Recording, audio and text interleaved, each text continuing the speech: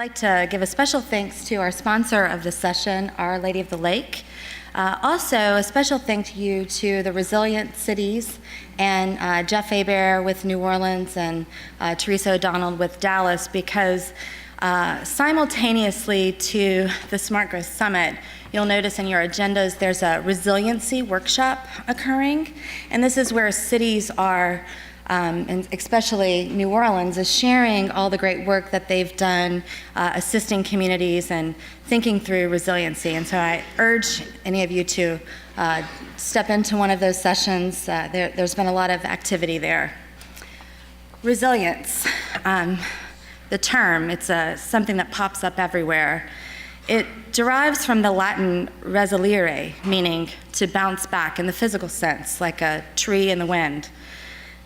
The term entered the English language in the 17th century mainly to describe materials, material qualities, but in the 1970s it started being used to describe ecological and environmental systems.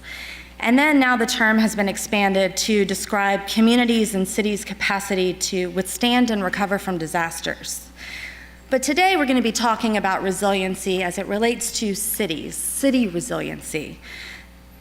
The Rockefeller Foundation has launched an initiative called 100 Resilient Cities that intends to help, and I'm quoting here, cities around the world become more resilient to the physical, social, and economic challenges that are growing part of the 21st century.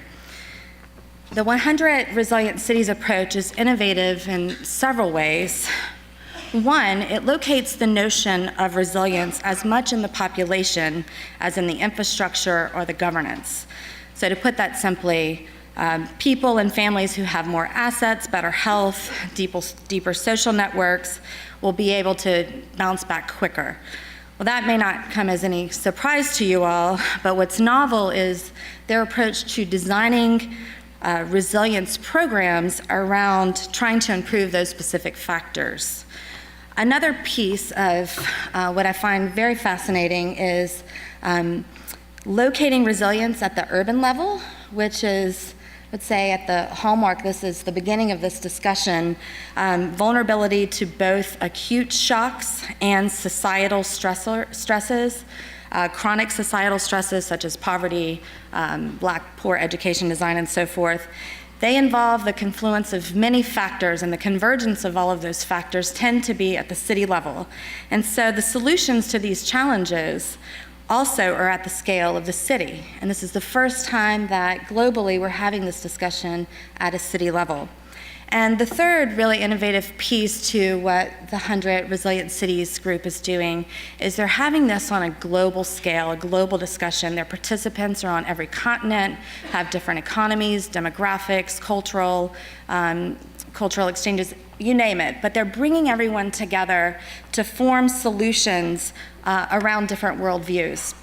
And so today our guests are going to talk to us about the 100 Resilient Cities program, and then we are lucky to have two of its first chief resiliency officers, one from in our hometown in New Orleans, and then our sister city, Dallas. So first we're going to hear from Leah Flax, who's a leader with the 100 Resilient Cities group.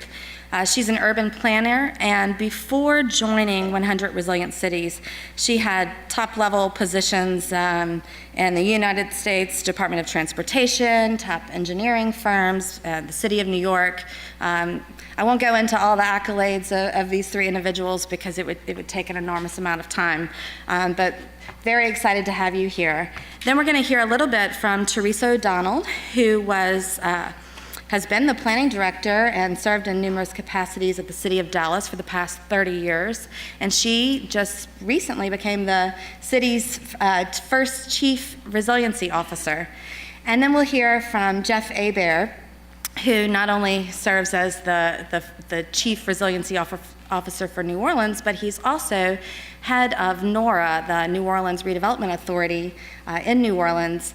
And we have a long-standing relationship with Jeff. He's just been one of our champions, primarily with his work spearheading and leading the Louisiana Recovery Authority's work after Katrina and Rita for Louisiana Speaks. And he's been with the mayor in New Orleans for a while, doing great things there. Welcome these three individuals.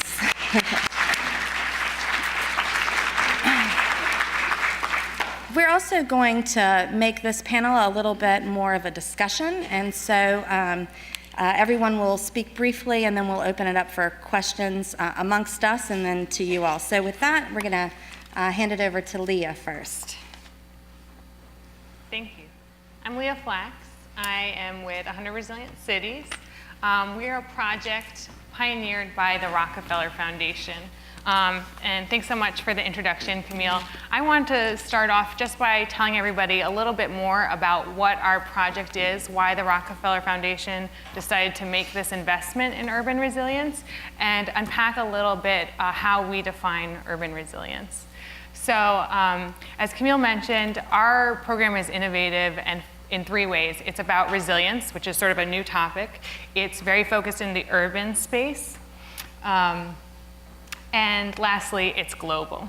So when the foundation was coming on its 100th anniversary, they really wanted to make a bold centennial impact and do a big project. And they wanted to do specifically a challenge. The foundation has a really long history in doing progressive urban work that dates back even to the 1950s when they funded Jane Jacobs to do some of her innovative research. So they decided to focus on resilience because of all the different challenges facing the 21st century, the different issues that urban and rural areas are facing that they don't know how to grapple with. They decided to focus specifically on cities, both because of global trends in urbanization and because of their hope that by working with cities, they can have the greatest impact for the greatest number of people. And they decided to do something global because they really felt that there could be the best kind of learning by creating a global network and having all these different localities who many of them share common issues such as climate change and economic trends and have their own unique issues based on their specific topology and histories and culture. So based on that decision, they launched 100 Resilient Cities. They started with a $100 million investment. This past year, they made an additional investment, and we're up to over $160 million in funding. In the first year, in 2013, we selected 32 member cities, of which New Orleans was a member. And in our past year, we ran the challenge again, selecting another 35 cities, bringing us up to 67 cities, of which Dallas was in the cohort. And we're now at 67 cities with the third and final round of the challenge open. It's open through the end of the month pretty much, so I hope for any cities interested in applying, you'll check that out on our website, 100rc.org. So this is what our current map of cities that we're working with looks like. We are in 40 countries around the world. We are operating or trying to operate in 24 different languages. So when Ron Sims was speaking this morning about there is just so much to do, I found that really inspiring because it is working on this big topic of resilience in all these cities around the world. It's overwhelming as a challenge, but it's something that we take on, and it's very exciting to be here in this room with all these different planners talking about that challenge with all these motivated, amazing actors and forces for good in the world. So I wanted to also speak a little bit more about what is resilience and how we define it. I don't know how easy this is to see. This is our city resilience framework. So first, let me just present how we define resilience. So this is a definition created by the foundation that we've adopted, and it's about urban resilience, but it definitely applies, we think, to different scales and communities and not just urban areas. So it's the capacity of individuals, communities, and systems to survive, adapt, and grow, no matter what types of shocks and stresses they face. But it's about being better, and it's about being smart, it's about being strong, and growing in new ways. and it's about resilience to different shocks and stresses. So we had a great session this morning that was organized by the New Orleans Redevelopment Authority team, where we unpacked all the different types of shocks and stresses. So when we talk about resilience, we're talking about chronic issues that face the city every day, that are what are on the top of people's minds, that affect their daily livelihoods. And we're also talking about acute shocks. So these are the type of disastrous events that we really have to prepare for and that we're thinking about in the future. And the challenge is, how do you look at making lives better for citizens today while planning for that future? So a framework that we use to help cities think through this is the City Resilience Framework. It was developed by the Rockefeller Foundation and Arup International Development. It was based on research they did in a number of cities around the world, looking at cities that had experienced shock events such as earthquakes, such as pandemic health outbreaks. They also did research in New Orleans, looking at what were the capacities of the city that enabled them to bounce back and recover from those different events. Through that evidence-based research, looking at both different papers, doing interviews, and primary research, they developed the City Resilience Framework. So I'm not going to go into it in great depth, and I also think, I can't tell if you can read it from where you're sitting, but I wanted to highlight a couple of things, and I would also reference everyone again to our website. We have a great section about urban resilience, which has this, a greater explanation of it, and some other materials. So I just wanted to highlight the 4 dimensions. And I would just put out also, a lot of us are planners, we work with different frameworks. What's the value of a framework? For our organization, it's really important that we have cities across the world using a common language and a common tool to unpack resilience so that they can speak to each other and spread ideas and help identify opportunities and challenges using this shared language. We also think it's not just about standardization, it's actually a really useful evidence-based tool that this is what we need to be focusing on. So the City Resilience Framework identifies 12 drivers in the city, which collectively determine the city's ability to withstand a range of shocks and stresses. The first quadrant, health and well-being, is very much about individuals. It's about individuals having what they need to survive, having their basic needs met, and having access to things like healthcare and education. Economy and society takes it up a level from individuals more to communities and networks. So whether that be the economic systems or community groups or cultural groups, this is bringing it up to sort of a community level. Infrastructure and environment, this is about the built and natural infrastructure and environment. And these are our systems that we think about in terms of water systems, transportation, and things like that. And the last quadrant is leadership and strategy. I imagine all of you see yourselves especially in that quadrant. This is about our ability to plan, to make sure we are managing our data, that we have leaders who are visionaries and willing to take risks. And I think that this is a particularly interesting quadrant because it's often not in frameworks for thinking about city systems, but it's really, really critical. And that's in particular why our intervention, the first thing that we do is provide funding to cities to hire a chief resilience officer to be part of the city leadership team. So they are really activating that particular quadrant. But really, all of these drivers are connected. And the challenge in building resilience is to identify ways to create solutions, policies, projects that create benefits in all of these areas so that ultimately the city's picture across all of these drivers is strong, so that, getting back to the definition, no matter what shocks and stresses the cities face, they'll be able to survive them, adapt, and grow from there. Thank you, Leah.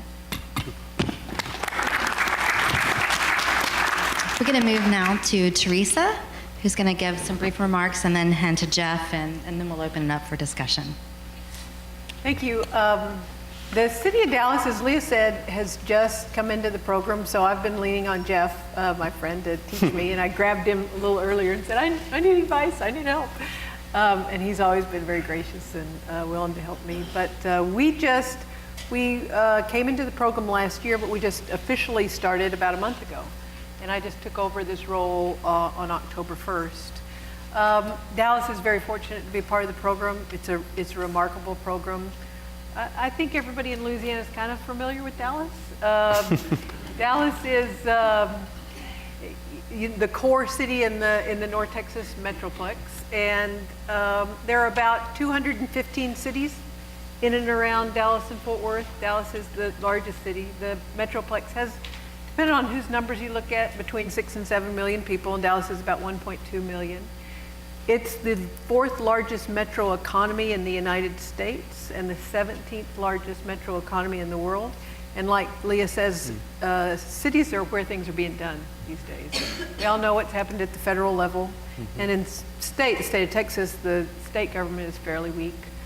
So if things happen in the state of Texas, and oftentimes in the United States, it's happening in cities. So I applaud 100 RCs for focusing on cities. And they focused on all types of large, so we're in groups with Mexico City and New York and some of the largest cities in the world, and then smaller cities like Tulsa. And so that's fun to be a part of that. Dallas is a very prosperous, we're in a very prosperous region. The economy is growing very rapidly. We were one of the first to come out of the recession. Dallas tied for Houston over the last 4 years in creating the most new millionaires of any place in the country. We have 21 Fortune 500 companies located in the Dallas-Fort Worth Metroplex. But with all that prosperity, Dallas, in cities in the United States of over 1 million, Dallas rates #1 in child poverty. And our school district, Dallas Independent School District, has about 160,000 students, 92% of which are economically disadvantaged. So when we talk about well-being and we talk about the long-term stressors that really weaken the fabric of a city and limit its ability to bounce back or bounce forward from a shock, that is one of the things that we'll have to address, because because those things really complicate your response to something. About a year ago is when Ebola hit Dallas, and it was in a very poor part of the city. There are about 45 different languages spoken in that one little area of the city. And so just communication and low income and the ability to communicate with people and make sure people could, that area of the town continue to function was very, very difficult. We were coordinating with city government, county government, state government, and the Center for Disease Control. It was a rough couple of weeks, you know, and it was interesting to see how poverty and disruptions in communication, because in Texas we do English and Spanish really well, but we had 45 different languages that we had to translate all that information into, and so again, it really complicated the city's response to a major event like that. And it was about a week after the Ebola crisis hit that we had our interview with 100 RC. And so we were able to speak in very real time about all the fortunate, wonderful things assets that Dallas has going for it, but all the weaknesses and the challenges that we still have to grapple with. So we're excited about this launch. We're excited to get started. We did have our launch a couple of weeks ago, and poverty and blight and low educational attainment were a couple of the top stressors that were revealed through the survey for the workshop participants. So we're excited to see that. And then next week, Jeff and I will go off for a week-long training session, and I'll get to learn more. But in the meantime, we're just up and running, and I'm very happy to be here today and Thank you. see what I can learn. No, absolutely. Thank you so much. And Jeff, when you respond on the New Orleans perspective, could you give us some insight on how you define resiliency for each city? Because you're now going through that process. You're at the beginning of it, but what does resiliency mean for New Orleans? Yeah. Well, first, we think that we've taught the Rockefeller Foundation something in that the people of South Louisiana, I think, are probably the most resilient people in this country. I mean, the people who came to South Louisiana, you know, the environmental conditions that we see today are maybe more extreme than we saw 300, 400 years ago. But the people who live in South Louisiana are a tough bunch of folks who have had to put up with hurricanes and public health issues and figuring out what could grow in this soil for a very long time, right? And so resilience is something that is in our DNA. So this isn't anything new to us. I think what our perspective on this is what's a little bit new is that the future threats that we see coming our way, particularly coastal Louisiana, are much greater than what we've seen in the past, and we're going to have to adapt and adjust to those future threats. So it's in our DNA. We bounce back. You know, if you look at what happened, Hurricane Katrina exposed a lot in New Orleans, and I think it exposed a lot in some other places as well. But since Katrina, we've had Gustav, Ike, Isaac, the BP oil spill, the national recession, and we've adapted and we've thrived through those conditions, not just in New Orleans, but if you look at the Rita impacted areas in southwest Louisiana, south central Louisiana, those are all areas that people have decided to come back to. I think resilience, from our perspective, we've been in the program for a while. We were one of the first cities chosen in 2013. We've gone through sort of an 8 to 9 month process to develop our strategy, and we have 3 core themes that our strategy focuses on. One is adapt to thrive. So we are very aware of what's going on at the coast, and we track very closely and coordinate very closely with CPRA on what the coast means for New Orleans. Most people don't realize this, and this is part of our sort of adaptive behavioral change that we're trying to push in New Orleans is a coastal city. Lake Pontchartrain is not a lake, right? It's an estuary of the Gulf of Mexico. It is not disconnected. So as we think about what happens at the coast, that directly impacts what happens to New Orleans from the water itself, but also as things are changing and as a lot of our protection has evaporated for the most part.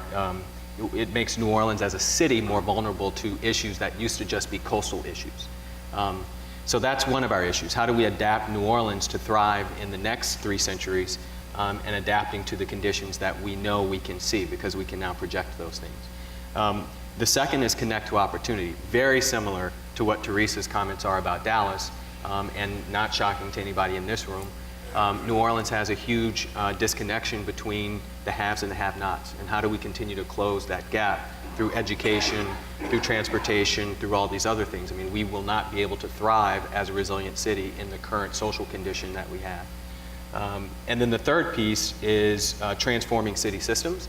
How do we create dynamic city systems that can respond to that adaptation that we have to do, but also that creates opportunity for people to be able to thrive and be in the city for another several generations. I will say the other piece that's very important to New Orleans, and I know because we've talked about this, Teresa, about Dallas, is it's also regional, right? So Dallas sits in the middle of a large region. New Orleans sits in either at the periphery or in the middle, or however you want to divide it up, but we're all interconnected, South Louisiana, as a region. So goes Lafourche Parish, as goes New Orleans. I mean, we're all sort of connected. And so being better regional players, which I know is something that Baton Rouge and New Orleans have been working on, particularly since Katrina, is very important to our future. And really tackling the issues of regionalism, not just what I call the sub-regional level, you know, New Orleans, Jefferson, St. Bernard, St. Tammany, Plaquemines, but also expanding all the way up to Baton Rouge and how we operate as one system is very, very important to our future. Those are sort of the key things that we're working on. We went through our 8-month process to develop the strategy, which over about 350 stakeholders. But for New Orleans, different from some of the other cities, because we have had 10 years of planning. You have Louisiana Speaks, you have the Unified New Orleans Plan, you've had the Master Plan, you've had the Comprehensive Zoning Ordinance. We've had all of these things. Of course, the backbone of that being CPRA's plan that came out in 2012. I mean, these are all the things that we built off of. So we're not at a starting point where we need to begin. We're actually we're pushing forward on the implementation phase, because a lot of ideas have been discussed since 2005, really getting started in 2007, and we really felt like now is the time to act. So our strategy is 41 actions. Many of them come from documents that have been worked on by citizens for 10 years. And so the ability to move forward and actually implement those actions for us was the most important piece. Thank you, and it's a wonderful document. I encourage all of you to go download it. I learned a lot reading it, and very great work. Yes, there we go. It's available online. So the Rockefeller Foundation has had a large focus on climate change, and in the 100 resilient cities, you're working with a variety of cities from around the globe that have different perspectives on that, and are looking at climate change differently and have different impacts. And so could you just shed some light on how that's been taken into consideration for future resiliency in cities, but perhaps New Orleans, Dallas, but also in other places where they have more leadership, I would say, on tackling future stresses from climate change? Sure. One of the programs that the Rockefeller Foundation ran prior to launching 100 Resilient Cities was the Asian Cities Climate Resilience Network, ACERN, which was a large investment that worked with a network of approximately 10 cities in Southeast Asia. And they did phenomenal, excellent, amazing work. One of the things that they realized as they worked with these cities through a problem definition and solutioning process was that by focusing on climate change, it was hard to develop solutions that also addressed some of the current needs that these communities were facing. And it also was too focused on specific climate risks, when there was a great opportunity to develop solutions that could address not just climate risk, but also shifting demographic populations. Many of these communities had large migrant populations coming in. Many of these communities had lack of basic needs being met. And so to be able to tackle issues like climate change while developing solutions that could do more and create more benefits, that's really where the foundation itself began to shift to this much broader definition of resilience. And really now all of their resilience work is much broader than climate change. And do you have any comments to add, either of you, on that? Well, I mean, I'll just say that they impact one another. I mean, one of the things going through the process is understanding how one piece impacts another, and how climate change can be disruptive to things, like economic systems like trade, for example. Also to understand that not just are these challenges, but there are opportunities, and inside of opportunities, there are social opportunities and economic opportunities that come out of that. So as an example, water management is a huge issue for the city of New Orleans. Urban water management, of course, all of South Louisiana, water management is an issue. But how do we connect? First, how do we think more creatively about how we manage water? And then as we think creatively about how we manage water, is there a new source of employment?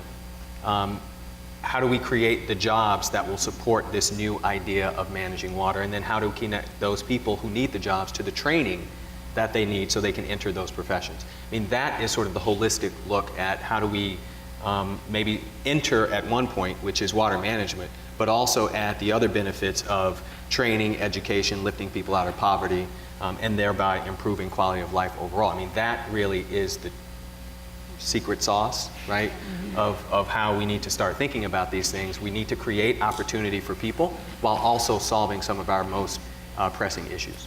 Yeah, the water management plan was an enormous undertaking, remarkable results. Hopefully it gets implemented. Are you seeing other cities around the globe also focusing on water management? Yes, and maybe Jeff, I don't know, you want to speak to this, and from the recent network. Yeah. I mean, we're on a number of, from a number of angles, we're a part of something called Resilient Delta Cities, which is really organized by the city of Rotterdam. And so there were 9 cities, New Orleans was one of them, hosted by the city of Rotterdam 3 weeks ago, I think, yes. 3 weeks ago, to discuss this very issue. It's, you know, it's a New Orleans issue. It's also an issue for Norfolk, Virginia. It's an issue for Bangkok. It's an issue for Surat, India. I mean, all of these places, we're dealing with the same issues, and we're all on big rivers that empty into some large ocean or sea or body of water. And so the solutions to many of these problems can be similar, although they're different in the way they're expressed. But I think the big piece of having a network of colleagues is that we can come together with technical experts to really try to solve some of the problems that we can solve together and not have to replicate or try to do something differently when, you know, it's possible that a couple of solutions could fit a number of places and we don't have to duplicate efforts. And are you guys, look, I mean, you've got some drought issues. We're in Texas, we don't Yeah. believe in climate change. No, unfortunately. Well, we're in Louisiana, so. Unfortunately, that's kind of a prevailing attitude, but it is something we're going to have to deal with because we've, up until this spring, we were in the new drought of record. And our last drought of record was probably 57, 54, 57. But we'd gone so long without any rain. Our lakes were 10, 15 feet below what their normal fill level should be. And then when it rains, it's a downpour. Last week, Corsicana got a foot of rain in like 4 hours. And so it's this feast or famine. It's you go years without sufficient water and then boom, you can't manage the water because it comes so fast and people are dying in these floods and homes are washed away and it's causing great calamity in Dallas. The city of Dallas is a regional water purveyor. We sell water to 13 different cities, and we've planned very well, but there are other regional water districts in north central Texas that haven't planned as well, and now they're coming to Dallas to buy water. So it's as Jeff said, all these are regional issues. You know, tornadoes don't stop at a city limit line. Floods don't stop at the county line. They're all regional issues that we're going to have to start to talk about as a region. And if you've got, educational barriers against having some of those conversations, it makes them even more difficult. I want to add, the reason why having this particular conversation at a Smart Growth Summit is really important is because when we look at the root cause of a lot of our flooding, it's from the development patterns that we've created over the past 50 and 60 years, right? And so what cities are going to have to do, and Dallas has actually done some of this, and we're starting to do some of this in New Orleans coming out of the Urban Water Plan, is how do you retrofit your city for what you know is now a problem. So the heavy gray infrastructure system that we put in place 50 to 100 years ago. And you made hard infrastructure. Hard infrastructure. Given where we are today, and with the development that we've done, we've paved over everything. There is no place for the water to go, and there is nowhere else to put it. So we have to go back and start thinking about how do we retrofit our cities to absorb the water, but at the same time, really rethinking the way cities have developed and thinking of really how do we increase density at the core and all the other tenets of smart growth. But I think a piece of the smart growth puzzle is also the environmental side. And as we retrofit cities to do the things that so they can operate the way we would like for them to operate, how do we use that opportunity to also build in some more natural infrastructure to solve some of these environmental problems that we're starting to have? I think the conversation this morning was so important because Seattle really did start thinking about that a long time ago, right? As you rebuild a city or as you redefine a city, how do you also understand the natural environment and have that solve some of your problems as well? I think that's the model that we're looking for, that cities, when you look at the flooding in Dallas or in Houston or in New Orleans, the development patterns that we've created are part of the problem that's created the flooding conditions that we have. And it's interesting that each community that's part of this gets a chief resiliency officer. And I'd love to know how that's working out, given you're creating a whole new position. Are they are they people in most cases like here that have other positions and they've also taken on that role, or because such a big piece is about the governance, the leadership, the transparency, accountability of these items. And so can you guys allude to a little bit of that? Sure. So the models vary a bit by different city, especially how their internal government is structured. But in every city, what is being created is a top leadership position within the government structure, because it's really important that this becomes a function of governments. It's not an outside consultant coming in to provide expertise and then leaving at the end of the project. It's about creating this capacity with the Chief Resilience Officer, with their team, and with all the folks that they work with.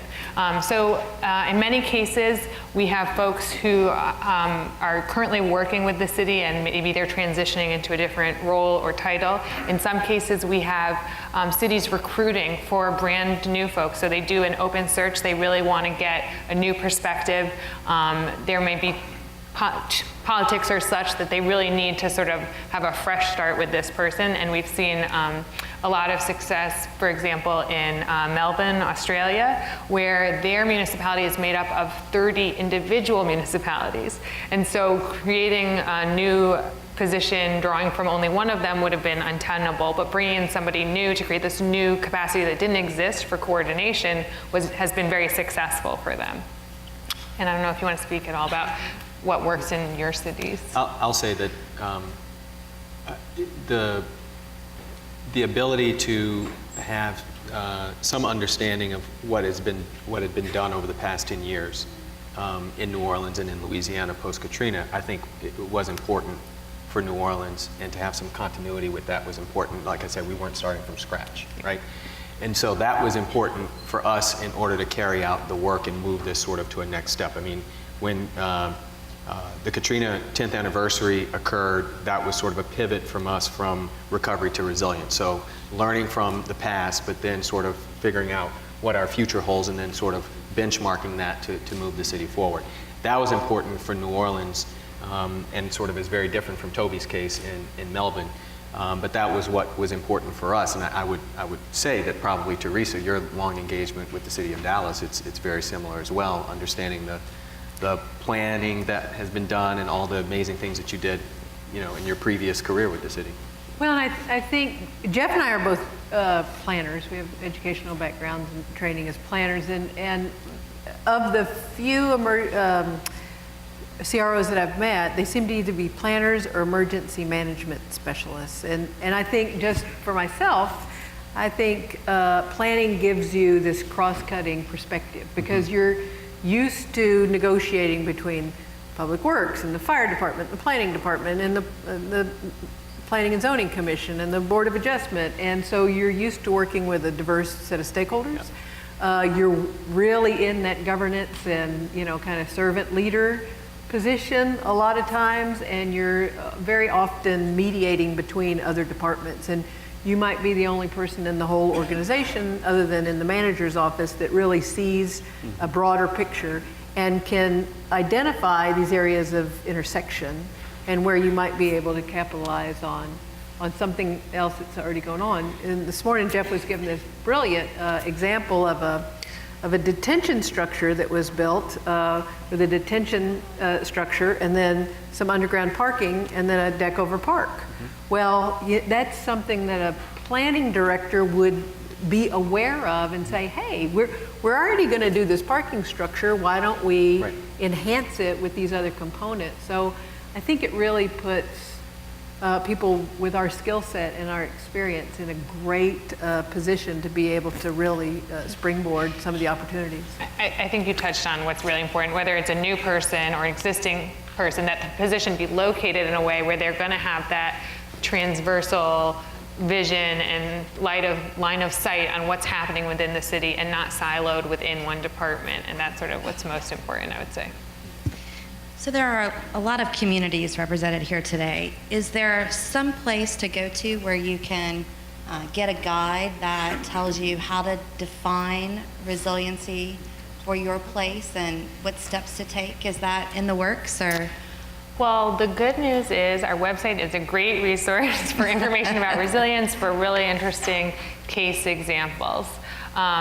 The other good news is that's very much part of what we're doing. So I spoke a little bit about the need to do 100 cities and for it to be global, but I didn't really explicitly say why. And the reason why is our aim is not just to do 100 cities, but to create resilience solutions, a practice of resilience that will scale far beyond the 100 so that all cities around the world are building resilience. We're in our second year, so we are still learning how to scale solutions, how to scale learnings, and how to do this work, which is why we're so excited that the Smart Growth Summit and Jeff invited us here to participate, because the work that Jeff's doing of sort of spreading your work throughout the state, throughout the region, is what it will really take to create resilience in cities and in rural areas around the world. So we are working on it. We have excellent resources on our website. We don't yet have a do-it-yourself resilience kit. And I think it's also, there's no black box, there's no one right way to build resilience. And it's really a process of your locality and community taking sort of a hard look at what your individual resilience challenges, opportunities are, and trying to challenge yourself to identify solutions and take risks and create a vision for what resilience is in that local context. Well, I'd love to see if there's any, questions from the audience. Open it up a little bit. Hal is here. Where's Hal? Hal, he's put together with his company, Witt O'Brien, the state's hazard mitigation plan, and he does a lot of hazard mitigation planning across the country. Do you have any questions in regards to, sorry to put you on the spot, Hal, but he's CPEX alum, so we can do that. Do you give us a question? Sure. Shortly talking about what Camille has already tossed out there, how does what you're doing fit in with previous stuff that's out there? How do you avoid kind of those things that might be done in silos, like mitigation plans and other things? How do you tie that together and make it more broadly useful? Well, we worked hand in hand with our Office of Emergency Preparedness, NOCEP, and actually we're in the process of updating our hazard mitigation plan right now, and work sort of hand in hand with them on that to sort of expand their minds beyond what they thought that they were doing as all hazards, to really look more comprehensively at some of the other things. So we actually, by design, from the very beginning of the process, when 100 RC showed up, the desire was, how can we put these two things together and have them inform one another? That was important to us, and I think that gets to Teresa's comment about, having the ability to think across sectors in order to pull that together. We're doing the same thing with our update to our master plan. We'll be working hand in hand with the City Planning Commission on that work as well. I think it's a sort of an intentional wanting to be inclusive of all of these things. The other piece for a resilience strategy, cities have mandates. So the hazard mitigation plan is a mandate. The update of a master plan or a zoning ordinance is a mandate. And so in order to institutionalize the work of the resilience strategy, you really want to tie it to those policies and those documents that are mandates, so that so the actions that you're taking in the resilience strategy has more teeth and is ingrained in something that is mandated by law or policy. And that's sort of I think a good approach in sort of keeping those things connected, because it would be very easy not to include that stuff. And for all of us in the room, collaboration is a wonderful word to say, but it takes a lot of time. And you have to be, really committed to it to make collaboration work. But the only way we're going to be able to move forward in the future is if we actually integrate all these things together. And so that's the path we're taking. it's hard in practice. There are lots of competing pieces and having to align those, but it's something that I think we have to do. Teresa? What Jeff said. Since we're just starting, one of the first kind of more mundane pieces of work is you collect all these disparate plans and you start to look at areas of opportunity and where they overlap, and because you don't want to be redundant. And I think Jeff made a good point earlier, is that all of our citizens get planning fatigue. Absolutely. You know, we just finished a big neighborhood revitalization plan, and you know, you're always calling that same group of stakeholders, and they're like, no, not another planning process. Don't make me put those green sticky dots on things. But so you do, and because you don't want their work that they've done previously to not go anywhere. Right. Because that's always one of the criticisms of planning. Oh, we're going to do this, it's going to sit on a shelf, nobody's going to look at it. So I think it's really important to the integrity of the planning process in your locality to honor those plans that have come before, look and see what was really good, what work had been accomplished, and what you can springboard off of to kind of further, because I think the last thing Rockefeller wants us to do is start from square one. Right. I mean, if we're already in the process, there's already been some good work underway, how can we kind of raise that up, find connections, find places to leverage and support it, and then move that ball forward. And another piece, resiliency and being resilient, thinking years out, you're really having to dig and pinpoint on those critical issues, those hot button issues that a lot of politicians don't want to focus on. How do you incorporate long-term thinking into the resiliency discussion at the city level? And so, you know, such as poverty, that's a really hard situation or issue at a community level to tackle. How do you put that into your resiliency plan, and then actually have leadership make the long steps to get something done? I think this is where planning becomes a covert action, right? Because you're right. If you say to people, we're going to plan for a 40-year horizon, and DISD's graduation rate is going to be here, and poverty is going to be here, you don't get any traction. So you have to find short-term and medium-term actionable steps that you can have some wins on that will lead you towards those goals. And we can do that. Like we adopted 5 strategies that deal with poverty. One's just raising the minimum wage that city employees or city contractors are paid from $7.25 an hour to $10.37 an hour. Not a giant leap, but at least it's starting to move in that direction. You know, so we've looked for small kind of connections where our community college and our workforce training people can kind of collaborate to get a 2-year certificate instead of a 4-year degree. You know, so those kind of smaller incremental steps that lead to a longer goal, I think, is the way we've been able to approach those things in Dallas. Yeah, I agree completely with Teresa. I mean, that's been our tack from the very beginning. How do we do sort of the baby steps to get to where we need to be so you can at least start somewhere? I also think that it is a part of the application process for the challenge. I think the review of each of the cities is they look at the commitment to actually making change and pushing. And I don't know this, but I would guess that those that don't exhibit that through the challenge do not get selected. So I think that's also part of it, is that there's leadership that does want to move the needle on some of those things. But I think that incremental approach, I mean, as we just finished our strategy, the strategy is some of the actions are baby steps, are building off of baby steps, like raising the minimum wage on city contracts and for city employees that may not make up to that standard. That was sort of a baby step to a larger conversation. And I think that's a great example. Those are the types of things that you have to do. You can't bite it all off at one time. The other thing is using planning as a covert action. We always sort of look to the future, right?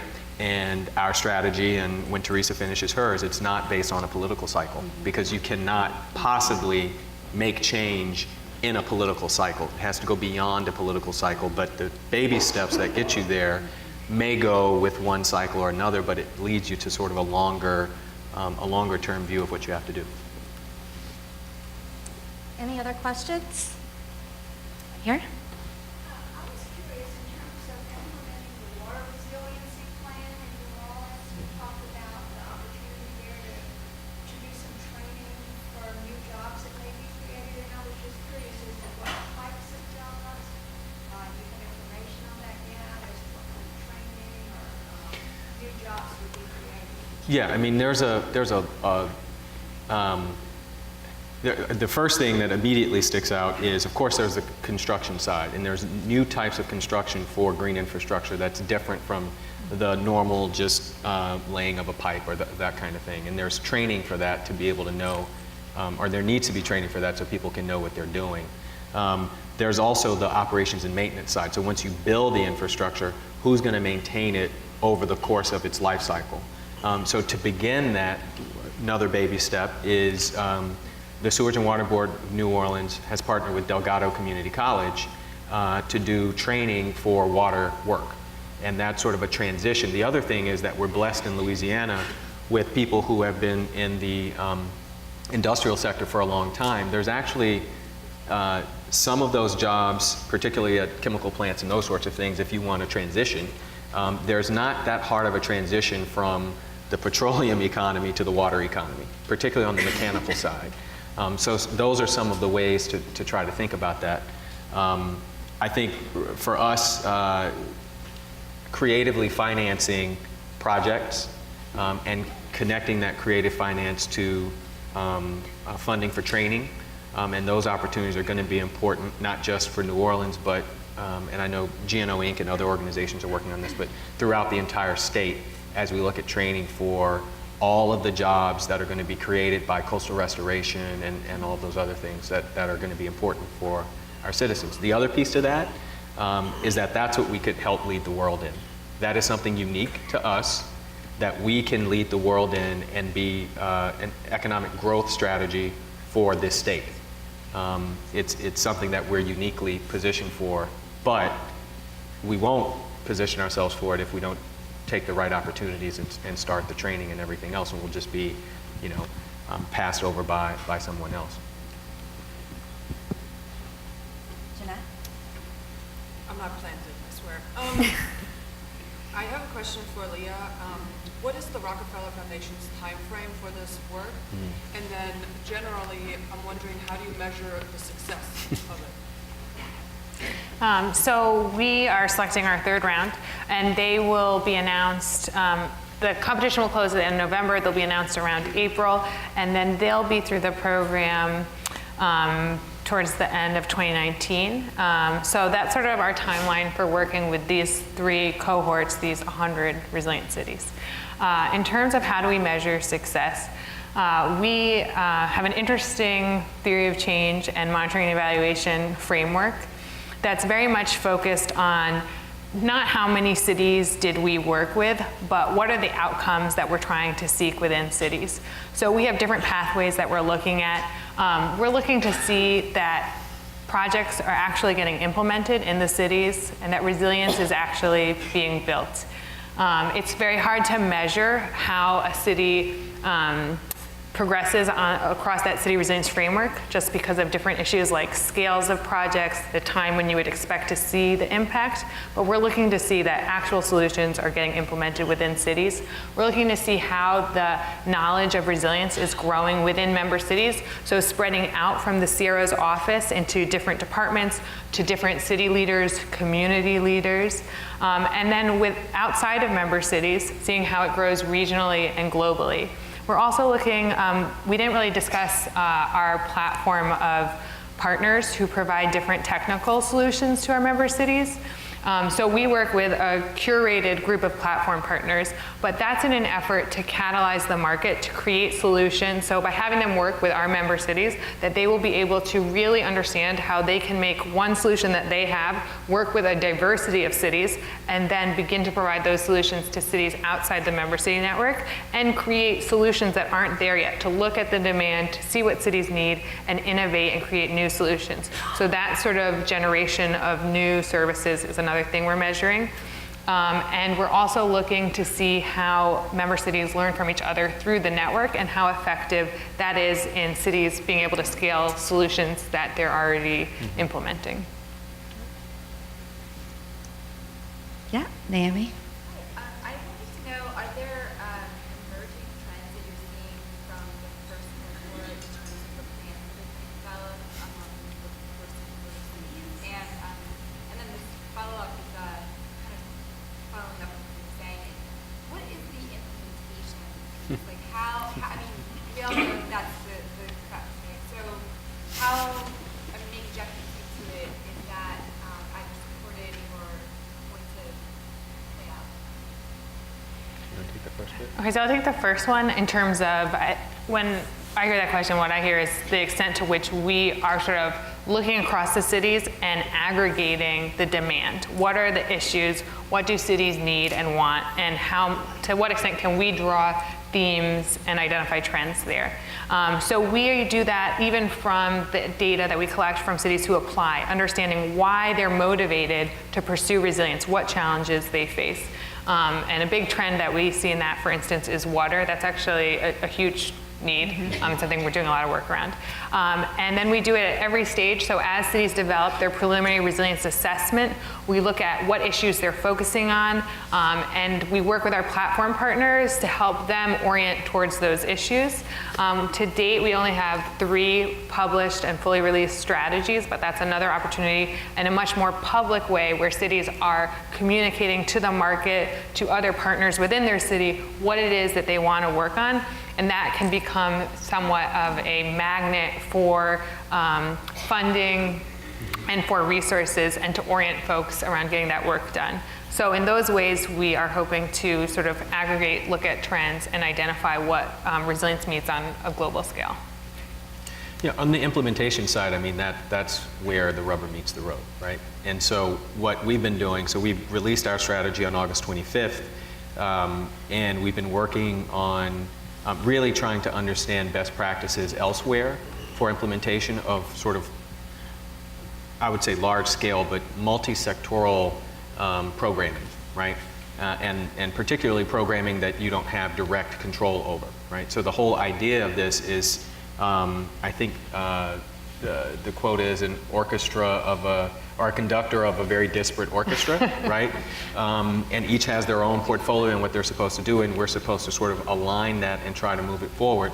So the first thing we've been doing is really doing some research and seeing how that could work. I think one of the best examples out there is the city of New York, and the mechanism that they developed to track each of the individual initiatives that they want to have, who's responsible for it, over what time period, and then a monitoring system that you can then understand what's going on with that over time, and make sure that if you need to come and sort of change something in the middle of it with a specific department, that you can do that. That's a lot of data. So for us, New York had some absurd 200 actions, something crazy like that. We have 41. 41 in themselves, there are probably about 10 things inside each of those 41. So the first thing is really understanding a database mechanism that allows you to track what it is you're trying to do to a certain end, and we're in the process of developing that now. The other piece is who's going to do what, right? Every person or every action needs to have a person assigned to it so that it can be tracked down. And that person doesn't have to be me or one of the other people on my team. It could be somebody in city planning. It could be somebody in public works. And so developing the prioritization, and then connecting that prioritization to the people who are going to carry out the work is important. That's where the design of this is very important, because if you're inclusive in your process with all those people, those internal stakeholders who are going to have to carry some of this out, it's much easier to have the conversation on the other side when it's time to actually implement and track. And so we were very diligent about that inclusiveness of the various city departments, because at the back end, many of them will be doing a lot of the work that we'll be tracking overall. And the other piece that makes that very important is that the mayor, it's part of his sort of, this is the vision for the city, this is what we shall do, and so how do we align things together with that. But implementation is really important. We sort of got over the first hurdle, which is developing the strategy. But over the next several months, I think this is something that we're going to be working on. What are our top priorities for this quarter, so fourth quarter of 2015, going into the first quarter of 2016, and then what that looks like over time. Our timeline is, the mayor has a timeline that he wants some results and some outcomes by the city's 300th anniversary, which is May of 2018.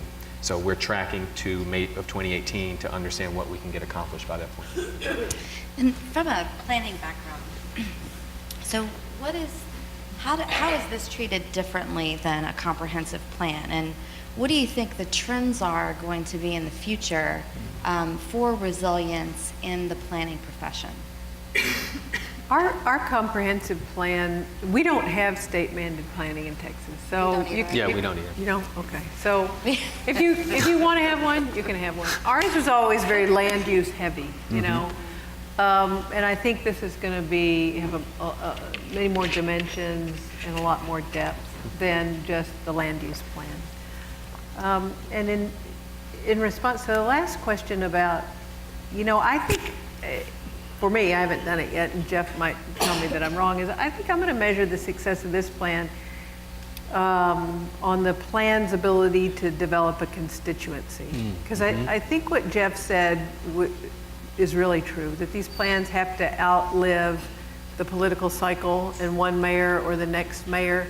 And if enough of the stakeholders see themselves reflected in this plan, it will develop a constituency that allows it to transcend those political cycles.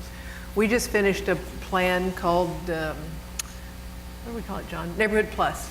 And it was a neighborhood revitalization strategy. And before we even took the council for adoption, we had a city council election in the spring. And we didn't take the plan to city council for adoption until 2 weeks ago, early October. And council members were running on their support for Neighborhood Plus.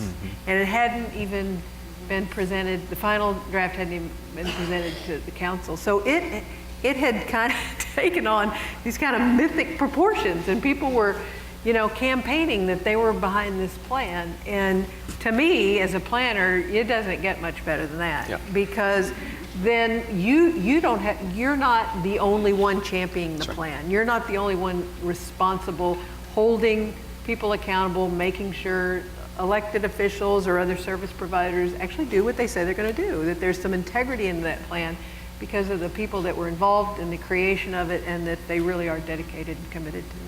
Yeah, that's really important. I mean, we in the development of our plan, we worked with local organizations, nonprofits, local foundation support. It was a lot of not just city government. City government was a piece, but there were a lot of other stakeholders who helped design the plan, and in fact are on sort of the advisory committee, sort of like a champions of sorts, an advisory committee on the plan. It's mostly folks outside of city government that sort of oversaw the development of the strategy on behalf of the mayor. So I think that's very, very, very important, because much of the stuff that we talk about is behavioral change. The things that we want to do is going to require somebody to change the way they think about something. And for it to just be stuck inside a city department without sort of that outside support, it'll never happen. And if the plan becomes Jeff or Teresa or Mayor Rollin, if it's personality based, it's got a short shelf life. I would just reiterate what you said, that some trends might be planning being something that not just planners do. And that also includes involving different sectors. So not just it's the role of the city, but how can individuals, the business community, and nonprofit all sort of collaborate together. I think a big trend is not just integrated planning, but integrated implementation, which is what Jeff was speaking about. That's the thing that we really have to crack. And that's what I hope our field will endeavor to take on in the coming decade, and something I'm very excited about. Jeff leading the way, followed hot on the heels by Teresa. That's right. Yeah. So we're almost done. Yeah, go ahead. Actually, connecting the plan, the public seems to me to be precisely the secret sauce. So I would be curious to hear from both of you about what is specific allows you to be successful. Because I live in Montgomery County, Maryland, and the line there is there's a lot of process and no transparency. And clearly you've managed to break through that wall. I would say, I mean, from the very beginning for us, it was partnerships with other organizations. Our first meeting, our first stakeholder meeting, we did not call the meeting. Our foundation, local foundation partner called the meeting with all the various organizations that work on poverty, social justice, environmental justice, all those organizations, and they brought us to the table. We didn't approach it as sort of a top-down approach. We wanted to be invited for other people's agendas. So we went to meetings that already existed, but we were an item on the agenda. We didn't hold, first of all, in New Orleans, nobody ever wants to go to another planning meeting ever. We're planned out, okay? So being able to do that was important. Another thing that we've learned from other people, and it's always a learning process, is engagement doesn't always have to be about calling somebody to a meeting and talking. You know, talking at somebody, or even having people converse with you in this kind of a setting. It could be at a site where you want to do work, right? And have a conversation about what that site should look like. You know, in that neighborhood, bring the people from the neighborhood to the place where you actually want to do something, do an intervention, and discuss it there at the site, right? We've done that. I mean, I think in order for a lot of this work to remain relevant, we're going to have to figure out new ways of engaging with people. I think the old ways don't work, particularly in a place where there has been so much planning done and it's all happened in a very similar type of a process. Like you said, nobody wants to stick another green Post-it note or another yellow sheet, or you have to think more creatively about how to do that. And I think that's what we tried to do in the beginning with having other organizations host us. But we're frankly challenging ourselves about this right now in implementation. As we implement projects, how do we not have a public meeting? How do we do something a little different, right? And never say green dot Yeah, that's right. in New Orleans anyhow. Teresa? I agree with Jeff. In Dallas, it's about meeting people where they are. Yep. You know, it's not you come to City Hall at 6 o'clock in an evening, 6 o'clock on a Wednesday evening, we're going to put out a tray of cookies and we're going to ask you to fill out these forms. That, I agree, that does not work. If you go to their meetings, if you get on their agenda, if you figure out what's important to them and figure out how you can incorporate their needs and their desires into your plan. I mean, in Dallas, I don't know about New Orleans or Baton Rouge, but in Dallas, people are hungry for the city to have a vision. And especially the philanthropic community, they just want to know where we're going, They want some predictability, they want a vision, they want to understand if they're a part of that vision. And so when you reach out to people in that way and kind of ask them to help you create that vision, you get a lot of support, but you need to meet them where they are, not expect them to come to you. I said a minute ago, champions. Having champions outside of city government is important. And this is something that's proven in a lot of different spaces. And also, I think sometimes, to get to your point, government, city government, or government in general needs to sometimes understand that you are your own worst enemy and you're not your best messenger. And it may be somebody else who can deliver the message better than you. And so having other people involved is really important, because in some ways they'll surprise you at how much better they can do than you in the work that you're trying to achieve. Right. That's great. We have time for one more question.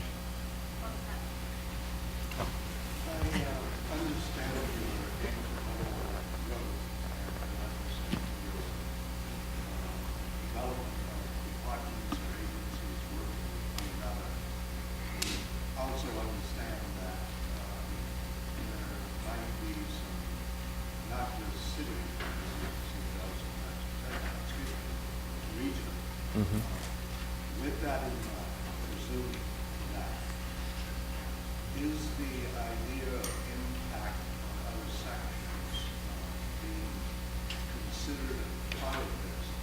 Let me use the example of transportation. And sir, What you can you speak up just a little bit? affects what happens in Baton Rouge. What happens in Baton Rouge affects what's happening in Lake Charles.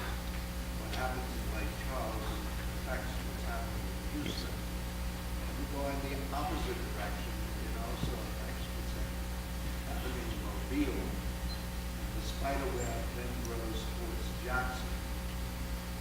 Using the example of transportation, how do you see or do you understand the impact of what's going on sexually, especially along the outside part?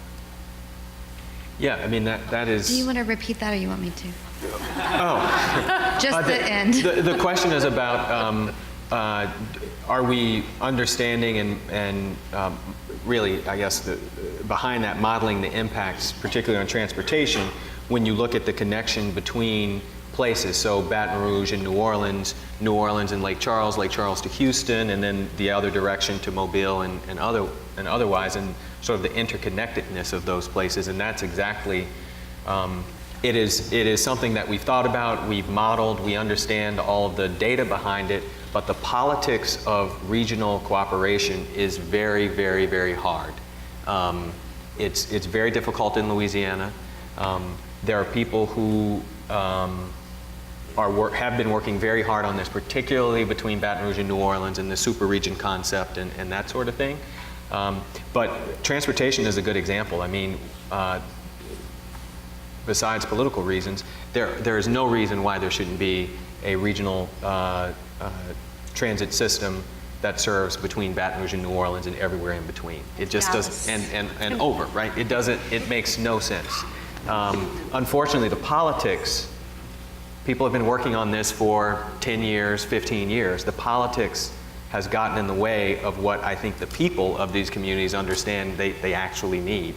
And when you connect it to economic opportunity, the economic opportunity between Baton Rouge and Lake Charles, with all the investment in industrial infrastructure, is unbelievable to this state. But getting people between Baton Rouge, Lafayette, and Lake Charles is very difficult because we have not invested in the infrastructure to get people to those jobs. In the same way between Baton Rouge and New Orleans. So until we have the politics right, the regionalism issue will not be solved because politics continues to block, and people have been working on this for decades. Thank you.